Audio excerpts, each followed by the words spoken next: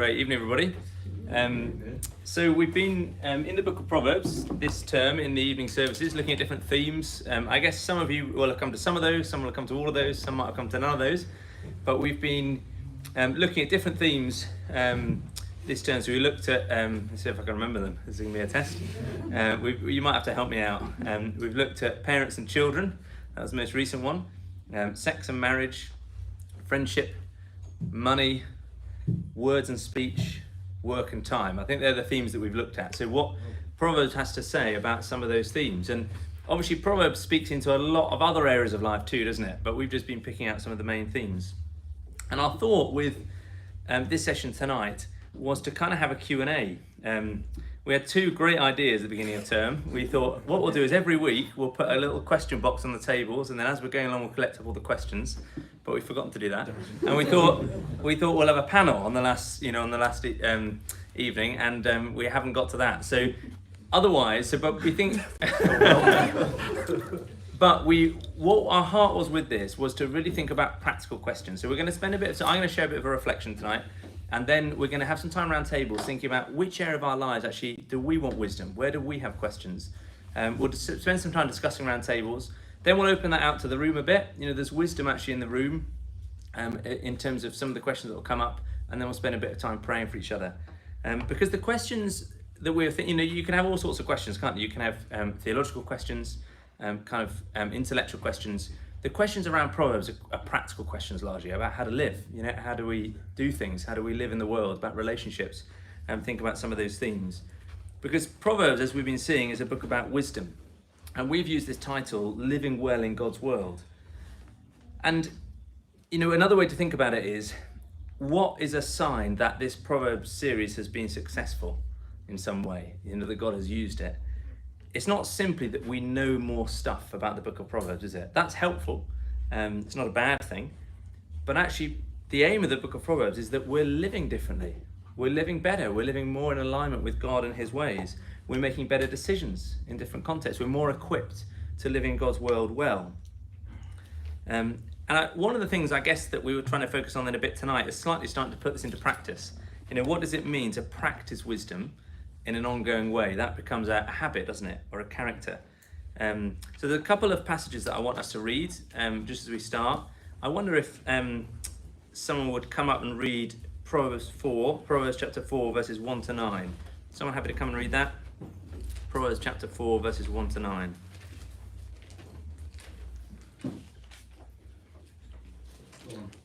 Yeah, thanks, Andrew. There's a lot less place names than Rachel's reading this morning. Matthew chapter 1. Just watch that wire.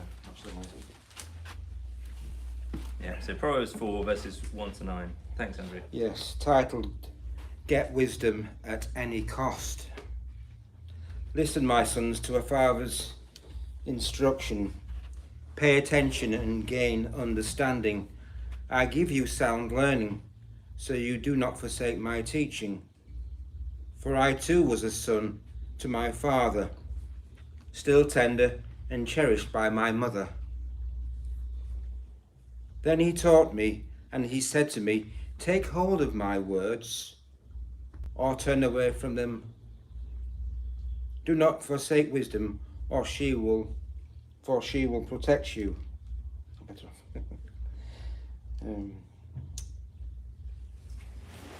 Get wisdom. Get understanding. Do not forget my words or turn away from them. Do not forsake wisdom, and she will protect you. Love her, and she will watch over you. The beginning of wisdom is this: get wisdom. Though it cost all you have, get understanding. Cherish her, and she will exalt you. She will give you a garland to grace your head and present you with a glorious crown. Thanks, Andrew. What's the point of this passage? We're going to summarize it. Get wisdom. It's pretty clear, isn't it? It couldn't be more clear, right? Get wisdom. There's lots of passages in Proverbs, particularly at the beginning, that you could go to that say, look, wisdom is precious, it's valuable, and we're to actively seek it out. There's an encouragement to actively go after wisdom, to get wisdom. It's a bit like you know, if someone's got a journey in a desert, you're going to say, aren't you, find water. That's the key thing. Or actually, if you're trying to get through a forest, find the path. You know, it's a bit like that with Proverbs. Get wisdom. And in the book of Proverbs, you get, Sam was mentioning this last time actually, you get these different characters. So you get the wise, people who have learned to live well in God's world. You get the simple, and the simple in Proverbs are people who are naive. You know, they don't yet know about things. So actually, the simple can learn. So the book of Proverbs is partly so the simple can learn. And then you get the fool, and the fool is someone who resists instruction. So actually, the nature of the fool in Proverbs is someone who's unteachable. You know, who's someone who won't receive wisdom even when it comes to them. And so the encouragement in the book of Proverbs is to be receptive to wisdom, to seek it out and to be receptive to it. Now, you know, within the room, we'll have different experiences, we'll be different ages, we'll have been Christians for different length of time. And so, you know, there'll be different levels of wisdom, but I think none of us are wise in every area of life, are we? Because that's not how life works. Because the way life works is we keep encountering different things. And maybe this is one of the differences between wisdom and knowledge. You know, if you study long, you can learn the stuff.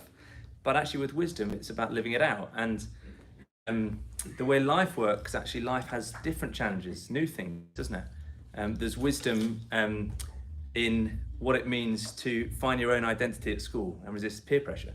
There's wisdom that comes when looking for work and learning how to hold down a job. You know, there's wisdom that comes in relationships and marriage. There's wisdom that comes around children. There's wisdom that comes around neighbours. You know, when you get a house and live somewhere, there's wisdom that comes around sickness. You know, and what it means actually to walk through sickness. There's wisdom that comes around retirement. There's wisdom that comes around growing older. There's wisdom that comes actually around finishing well. What does that mean? So do you see how none of us actually can be wise in all of that? Because we have to learn this as we come into those areas. And I think one of what I wanted to share in this is Proverbs is trying to teach us to be humble and to ask for help. You know, that's the idea of getting wisdom, isn't it? Is actually to come to God and say, I need help in this area of life. I need to know what you have to say. I need to know your ways. Someone else could just read Proverbs 1:1-7 for us. Someone have to come and read that. Proverbs 1:1-7. We looked at this right at the beginning of the series. Thanks, Beth. Proverbs 1:1-7. The Proverbs of Solomon, son of David, king of Israel, for gaining wisdom and instruction, for understanding words of insight, for receiving instruction in prudent behaviour, doing what is right and just and fair, for giving prudence to those who are simple, knowledge and discretion to the young. Let the wise listen and add to their learning, and let the discerning get guidance. For understanding proverbs and parables, the sayings and riddles of the wise.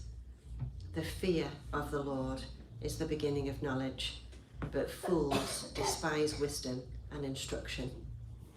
Thanks, Beth. So again, you notice who Proverbs is for. Who needs wisdom? The young need wisdom, and that's understandable, isn't it? Because actually there's things to learn where we've got less experience in life. The simple need wisdom, like we were saying, if actually we're naive in certain areas, we need to learn how to live well. But actually the wise need wisdom. The discerning want wisdom. Actually, a mark of wisdom is that we want wisdom. You know, we want to receive teaching and input in our lives. And we saw right at the beginning of the series, wisdom is ultimately rooted in our relationship with God, is in the acknowledgement of Him and who He is. It's His world, isn't it? And if we're going to live well in His world, we're only going to do that when we are rightly orientated around Him. But I think what I just wanted to get from those passages, particularly for tonight, is to encourage in us a culture of seeking out wisdom. You know, there's something humbling about that, isn't there? That recognise actually I don't have all the answers. Actually, there are areas of my life where I need help, I need to grow, I need to develop, I need input from others. And I think, maybe it's just me, I think we struggle with that. I think we much prefer to be the person giving answers than receiving answers. We much prefer to give counsel, don't we, sometimes, than receive counsel. But the book of Proverbs is saying, actually, the wise person is someone who asks for help, who receives wisdom, who seeks wisdom out. Do you remember that, again, that first chapter we looked at, it would get wisdom. You know, whatever it costs, whatever it takes, get wisdom. It's so valuable. And obviously, from Proverbs chapter 1, we start by coming to the Lord, don't we? That is the beginning of wisdom, seeking first his ways before we make decisions, before we launch into different parts of life. The book of Proverbs is a natural place to come for wisdom, and we have not, in this series, we have by no means exhausted the book of Proverbs. We've kind of just dipped in, and it touches on so many other different topics. But I think there's also wisdom that comes from other believers. You know, there's wisdom from older Christians, people who have walked through some of these things before us. There's wisdom maybe from growth group leaders, from pastors and elders. You know, it's interesting how I think, this is at least my experience, but it's quite unusual actually for people to come and say, I've got this thing coming up in life, I just want your advice. There are people who do that, but it's quite rare. It's quite rare, you know, often people come once it's gone wrong, but it's quite rare actually for people to come and say, look, I've got this big decision. What do you think? What's your input? I don't think we live in a culture, do we, where we look for wisdom. We live in a culture where we kind of do everything on our own, and we come to others when it's all gone wrong. So Proverbs would say, look, get wisdom, seek it out, get as much of it as you can. You know, don't view it as a kind of last resort. Actually, get as much wisdom as you can. So we're gonna just do something around tables. There's some sheets on your tables, and it might be, we're gonna have a time of discussion after this. So if you're on a table, well, Luke and I need to sort of stop this little date in the corner and spread out a bit. So it'd be nice to have a few other people. So we'll come and join some other tables. But, because first I want us to just reflect a little bit.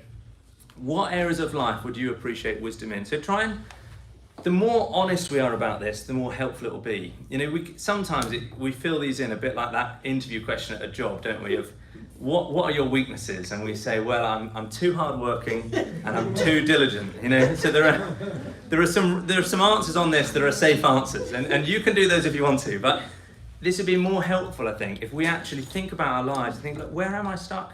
And often with wisdom, it's practical things, isn't it? You know, maybe it's relationships. Maybe there's some relationships in our lives and we just don't know what to do. You know, we feel stuck. You know, maybe it's around some of those things we've looked at already. Parents and children, or sex and marriage, or time and work, or money, or words, or friendships. You know, maybe actually when those came up, we need help with that. We don't find that easy. Maybe there are very specific questions that we've got. Maybe there's some decisions in our life and we just don't know what to do.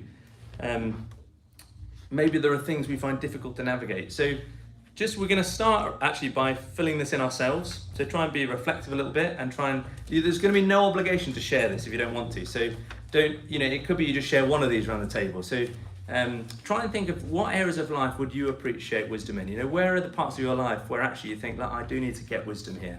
I do need to seek that out. And then once we fill those in, once kind of people have stopped writing, just if you're happy to share one or two of these around the table and just speak in a little bit, have some discussion. And then after a bit, Luke's going to come and we can share some of those in the room and just speak into them a bit together. And then we'll pray for each other. So that's kind of where we're heading this evening. So don't rush this. Take time to think a bit about actually where are the places in our lives where we'd really value wisdom. And it might be that, there'll be some that maybe feel more natural to share in the table. If you want to wait and then share it in the bigger room, that's fine. Okay, so just it would be good to pray together in a little bit. But I just wondered if it's really good to hear some conversation happening, on tables and things like that.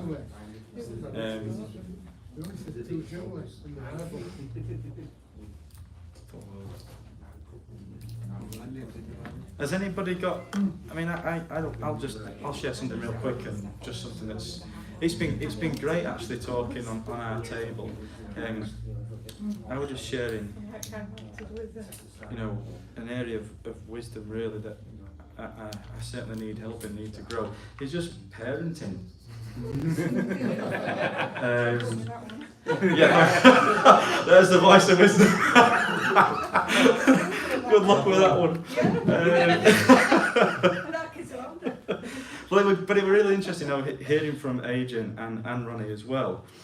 because these guys have got older kids, they're older now, and just some of the things that they've had to learn and what they've passed on, and it was really, really insightful actually, because, you know, I realised like we've got 3 kids, but they're all very different, and they're all different characters, and they're all different personalities, and they're all different ages, and I think, you know, you just need not earthly wisdom, but you need godly wisdom in how do I speak to them, how do I discipline them, how do I respond to them, and react when maybe they don't listen, or they don't maybe want to listen, but that's going to change as they get older and as they face different things. So it is really great because you need other people to speak into these things rather than just, even though our voices as parents will be the most influential, you need other people's voices. You need other people to speak into life, not just mine and Megan's voices, and they're also their experience. So it was really good to hear from these guys. I think just what they've learned along the journey, but they're still involved. They're still giving input. They're still offering wisdom to their kids, who are obviously a lot older, and just some scenarios that they've gone through as well. So I found it really, really helpful. But I don't know, as other people, you know, around some of these things you've been chatting about come to light, or has anyone got anything to share on that? Just shout it out. I guess one of the things I've been quite challenged about is I think about fearing God, and wisdom starts with fearing God, but how much my propensity can be to fear people and fear what people think, and how much of an impact that has in terms of, like, you know, especially like evangelism. So I think that's an area, I guess, where we can easily struggle. There's kind of like, you know, you talk about peer pressure at school, but you have that peer pressure, I think, throughout life, wherever you are. There's always that challenge, and to think, well, what is it that I'm actually fearful about? If I try and break it down, it's probably, you know, what people think, and the result of what they might do if I try and, you know, share with them some more actively. I don't know. So is it a rational thing, or is it an irrational thing? So there's wisdom around that, really, and I think having that true and right fear of God first, which sounds easy, but it's quite hard. Yeah, it is. Yeah, thanks, Matt. Can anyone kind of add to that? Well, first of all, can anyone absolutely agree with that, the fear of people? Yeah, everyone's hands gone up. Yeah. Anyone got anything to add to that? You know, maybe how they have, in seeking wisdom, learned to just fear God, you know, over man, over the years. Anything that's helped them?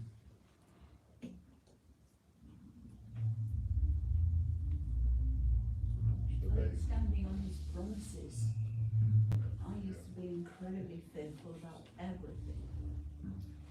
And as I grew as a Christian and learned to trust his promises, of which there are many, obviously, the more I trusted those promises and the more I sort of took them into my heart, the fears diminished incredibly. And it's sort of, you almost have to stand aside and analyse why you are fearful. Is it the future? Well, we've got promises for that. Is it other people? Well, we've got promises for that. You know, is it the world situation? But there are promises for that. And so the more I saw God in my life, the fears just diminished completely. No, that's great. Because it's an easy answer to say that, isn't it? Oh, just stand on God's promises. But when they become very real, and you really do stand on them, they transform your life, don't they? Because that's exactly what God wants to do. He wants to transform us, and the fear kind of is eradicated. Yeah, thanks, Alison. That is absolutely fundamental, really, isn't it? Yeah, anything else? from conversations in your groups?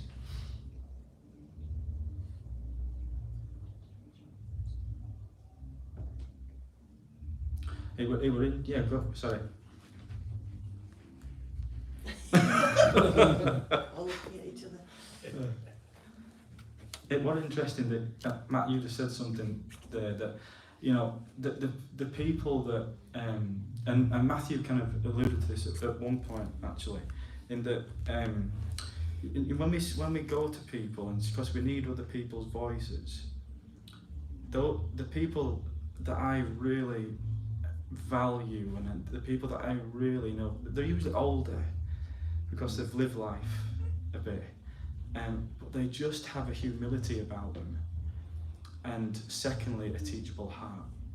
Like even as they're older, you know, and even now they're still wanting to grow in wisdom and grow in knowledge, grow in understanding. Those are the people that I'm really gravitated towards, because they're just, you don't see a lot of pride in them, but they've just got humility about them that I really respect. I want to tell me what, you know, there's a listening, but when you actually talk to them, they've just got a real fear of God. They've got a real fear of who He is, and a love for Him, actually, you know. They just want to listen, but I don't know if other people have that. Yeah. Anything else? You have good conversations though within your groups. Yeah. It's really good to talk about this stuff. One of the things that we have, what you were just saying there, is dealing with pride. Yeah. You know, accepting instruction in God's word. Yeah, thanks, God. It's coming back to that, isn't it? Yeah, pride's a big deal, isn't it? And you see that from the very beginning with Adam and Eve. Pride. But yeah, we are proud. Well, I think that's one thing that he says a lot in Proverbs, doesn't it? To guard against. Pride's a big issue, massive issue when it takes root. You can think that we've sort of got a handle on it, you know. We think, oh yeah, I'm not a prideful person, but actually deep inside us we can hold some pride, can't we? Yeah. That actually you begin to see in the light as things happen, or whenever, you know, you say, actually now I am like full of pride still. Yes, and it might not be. Sometimes it's something that touches a nerve, isn't it? That we just don't want anyone to touch because we think we're all right in that. So don't speak to me about that because I'm okay, actually. And I think there's just in every area of our life it's this, standing on God's promises and allowing Him to humble us, really. C.S. Lewis put it the other way around. The problem with humility is you can get really humble and the proud of the fact you're humble. Yeah. And that shows how dangerous pride is. Yeah. And He warns that, doesn't He, actually? God opposes the proud, but He gives grace and He elevates the humble. There's a verse I find very helpful on that one. What have you got that you haven't been given? Yes. Yeah. Yeah. And praying into that in our own lives. I think that's probably a prayer we can all pray, isn't it? Well, why don't we just pray into some of these things that we've been talking about, that we've been mentioning, and for each other, that we grow in wisdom, that we desire His wisdom above anything else, and that we need it. You know, and like Matthew reminded us, it's something that you seek after with all your heart. Get it at all costs. So I think, you know, if we want to live well in God's world, then His wisdom is what we should desire after and what we need. You know, He doesn't. Otherwise, why say it? There's a real big purpose in this for us, that we should long for it, His wisdom. So it'd be really good. Let's go back into our groups, and then maybe Matthew, after a bit of time, you can come up and close. Is that all right? Yeah. All right. Let's pray.